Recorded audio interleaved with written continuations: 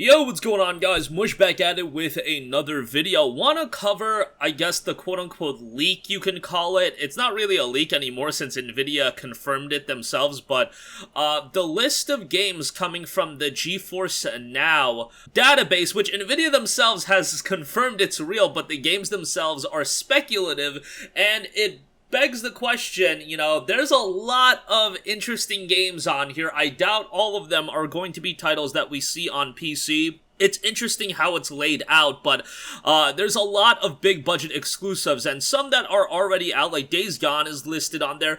And what's interesting is Uncharted Legacy of Thieves Collection is listed on there. If you guys don't know, that's Uncharted 4 as well as Uncharted Lost Legacy, which they're doing as a collection, which I think is total memes. Where is Uncharted 1 to 3? Come on now. But that is coming to PC in sometime in 2022. A little bit later than I had expected, but it'll be coming to PS5 in early 2022, and then it was confirmed Steam later on.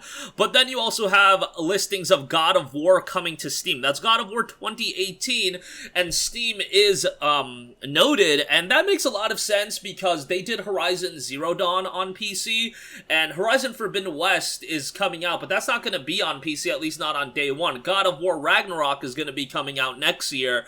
Why not get God of War 2018 out there? You've kind of exhausted all your use for that game that you have, and you can release it on PC. You can price it something egregious like $50, even though it's $10 all the time on PlayStation 4.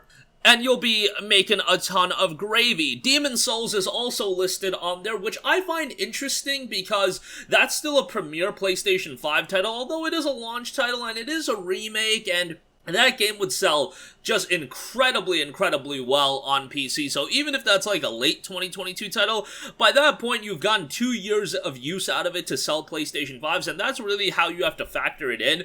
Like, people that are being sold a system based on one game or two games or whatever, they're usually buying the console right around the time that that game comes out. It's not usually, like, I know the idea is there's this conglomerate of 5, 6, 7 games. I personally don't believe that's usually the case. I think it's one game in particular, or two games at most, that really sell you on a console, and then you end up buying other games that have semi-interest to you. I really believe that's how it goes more often than not. And with Demon's Souls, if you're at a position where you can find a PlayStation 5, I think you would have bought it if you really wanted to play the game. So I think releasing it on PC makes a ton of sense, also because Sony is going to make a killing off that game on PC. That would just...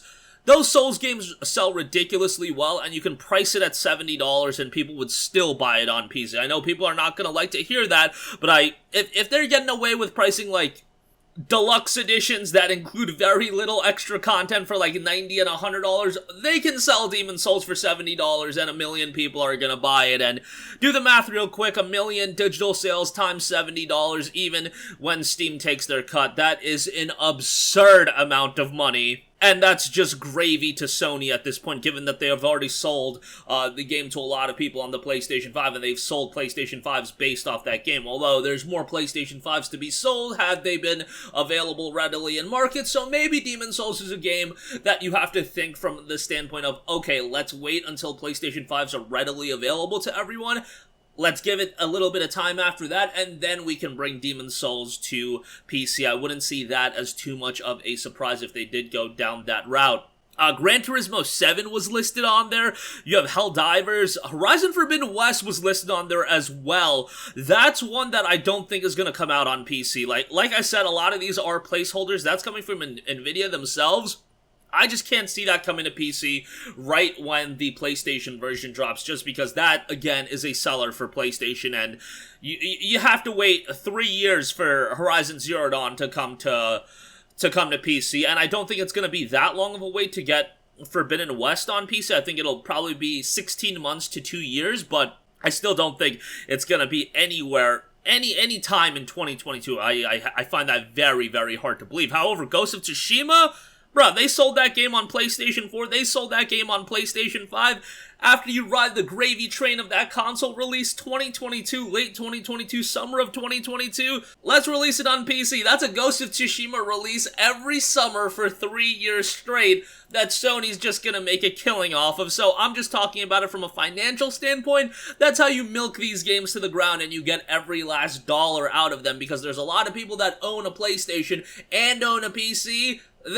Ghost of Tsushima is one of those games that they would double dip on. I know multiple people that would double dip on Ghost of Tsushima, and I am not here to confirm or deny whether or not I would do that. Spoiler alert, I would do that, because that's just a game I'm gonna be a shill for. Ghost of Tsushima I thought was absolutely fantastic, and I have the Iki Island expansion on PS5, and I thought that was great as well, but Ghost of Tsushima, I think, is a no-brainer at some point, is going to be on PC, excuse me.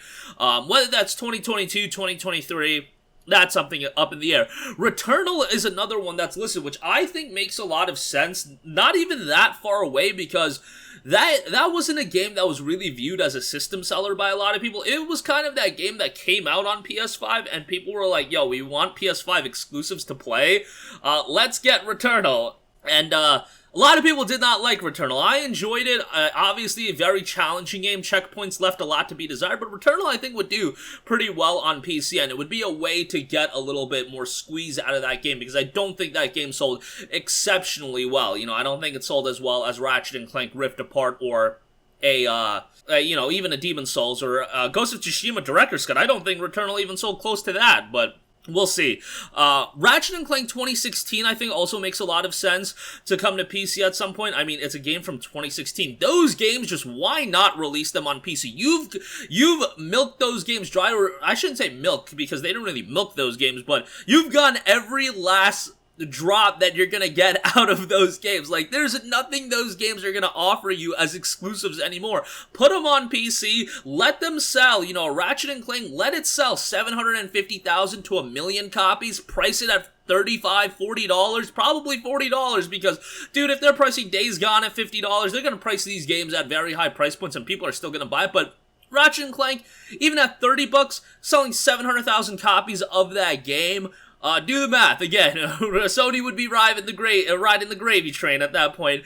And, you know, they did acquire that studio, Nixxes Software, who their main priority, they acquired an entire studio, mind you, just to develop PC ports. Like, if Sony wasn't serious about bringing these games to PC, they wouldn't have acquired that studio. Now, I'll say this again.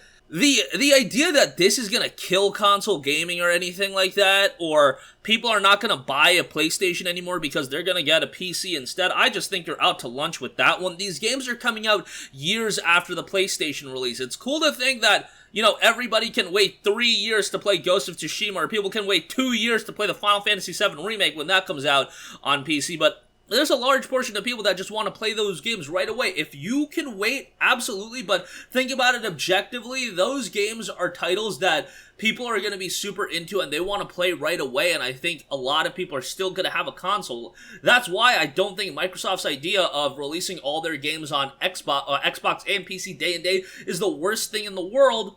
Even from a business standpoint, although it's different with Microsoft because they're really trying to make Xbox Game Pass a thing, and Sony's not really trying to do that. Sony's trying to sell their console based on marquee titles that are going to really, really entice people to buy their console. So if they release those games day and day with PC, that does lessen it a little bit more than the Microsoft titles, but I don't even think it would be that egregious. I think people would still buy PlayStations. I really do believe that's how it would be. There are just a large portion of people that are always going to be console guys. There's a large portion of people that are always going to be PC guys. There's definitely a bit of a crossover between the two, and that's why I said there's going to be people that double dip on Ghost of Tsushima, but sometimes I do think that crossover is overblown a little bit, but that's just my opinion. Do I have any factual basis, facts to base that off of? Not necessarily. It's just anecdotes. It's like me talking to a lot of people that play video games, and it seems like some people just really play all their games on consoles, and maybe they play League of Legends on PC or Counter-Strike Global Offensive, but their main single-player titles they play on PlayStation. But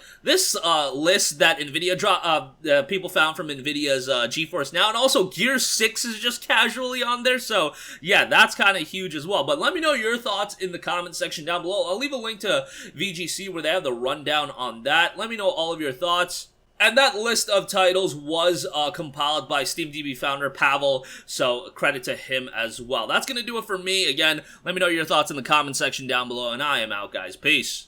Hey, what's going on, guys? Mush here again. Hope you enjoyed the video. As you guys might know, YouTube's notification system is sometimes a little bit wonky, even if you're subscribed to the channel. Maybe you're not abundantly aware that I uploaded a video. To remedy that situation, make sure you hit the bell notification button. This way, whenever I upload a new video, and I try to upload as consistently as possible, you will be notified directly of the upload, and you can watch it as soon as it goes live. I would really appreciate if you guys hit that button so you can stay up to date with all of the content I'm posting. But as always, guys, thanks for watching, and I'll catch you guys in the next one. Peace out.